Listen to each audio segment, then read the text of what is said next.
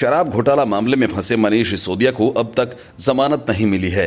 इस बीच दिल्ली में हुए क्लासरूम घोटाला में एक नया मोड़ आ गया है, जिसके कारण मनीष सिसोदिया को जेल से मुक्ति मिलती नहीं दिख रही। बीजेपी सांसद मनोज तिवारी ने क्लासरूम घोटाला मामले में अरविंद केजरीवाल पर निशाना साधते हुए कहा कि इस मामले की जांच सीबीआई को सौंपी जानी चाहिए। उन्होंने कहा कि विजिलेंस डिपार्टमेंट द्वारा लोकायुक्त को सौंपी गई रिपोर्ट में साफ कहा गया है कि अरविंद केजरीवाल के निर्देश पर 7,180 क्लासरूम्स को 4,126 कर दिया गया, लेकिन पैसों में किसी भी प्रकार की कोई कटौती नहीं की गई। मतलब कि क्लासरूम कम बनाए गए और खर्च उतना ही हुआ जितने में 7,180 क्लासरूम्स बनने थे। इतना ही नहीं, 100 करोड़ से ऊपर के प्रोजेक्ट को कैबिनेट में लाया जाता है, फिर वह उपराज्यपाल के पास भेजा जाता है। लेकिन केजरीवाल के कहने पर पूरे प्रोजेक्ट को 16 छोटे छोटे भागों में बांट दिया गया और यह पूरा प्रोजेक्ट 19 अक्टूबर 2015 को तत्कालीन पीडब्ल्यूडी मंत्री सत्येंद्र जैन द्वारा ही अप्रूव कर दिया गया। भाजपा सांसद ने इस पूरे मामले की सीबीआई द्वारा जांच किए जाने की मांग करते हुए कहा कि आम आदमी पार्टी दिल्ली में एक ऐसी सरकार चला रही है जिससे चोरों की बारात कहें तो कोई अतिशयोक्ति नहीं होगी और उसके मुखिया मुख्यमंत्री अरविंद केजरीवाल स्वयं हैं।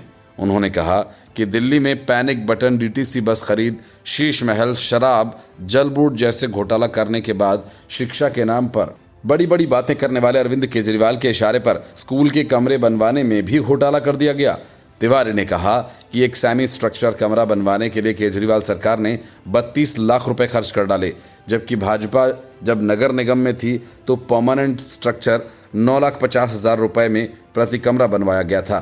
दिल्ली भाजपा के सचिव हरीश खुराना ने अरविंद केजरीवाल के जल्द सलाखों के पीछे जाने का दावा करते हुए कहा कि विजिलेंस डिपार्टमेंट ने जो लोकायुक्त को रिपोर्ट सौंपी है उसमें मुख्य रूप से 5 लोग शामिल हैं। पहले खुद अरविंद केजरीवाल, जिनके निर्देश पर घोटाले को अंजाम दिया गया। दूसरा, उस वक्त के तत्कालीन शिक्षा मंत्री मनीष सिसोदिया, तत्कालीन पीडब्ल्यूडी मंत्री सत्येंद्र जैन और बब्बर एंड बब्बर एसोसिएट शामिल हैं। उन्होंने कहा कि रिपोर्ट में एक नया नाम आर्किटेक्ट का भी आया है और वह वही आर्किटेक्ट है जिसने मुख्यमंत्री अरविंद केजरीवाल का 6 फ्लैग स्टाफ रोड स्थित शीश महल का निर्माण कराकर करोड़ों के घोटाले को अंजाम दिया। उन्होंने कहा कि अब अरविंद केजरीवाल को बताना होगा कि क्लासरूम घोटाले में जिनके भी नाम हैं उससे उनका क्या संबंध है।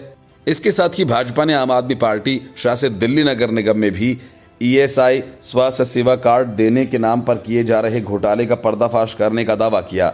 दिल्ली भाजपा प्रवक्ता प्रवीण शंकर कपूर ने दिल्ली की मेयर डॉक्टर शैली ओबेरॉय को पत्र लिखकर याद दिलाया कि अप्रैल 2023 में नगर निगम के जारी 2 श्रेणियों के लगभग 5,500 कर्मचारियों को ईएसआई स्वास्थ्य कार्ड देने की घोषणा की और अप्रैल से ही रुपए की कटौती शुरू कर दी गई।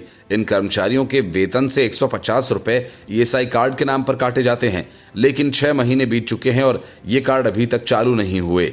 जब कर्मचारी ईएसआई कार्ड को लेकर ईएसआई डिस्पेंसरी या अस्पतालों में जाते हैं तो उन्हें बताया जाता है कि उनके कार्ड निष्क्रिय हैं और अपंजीकृत हैं।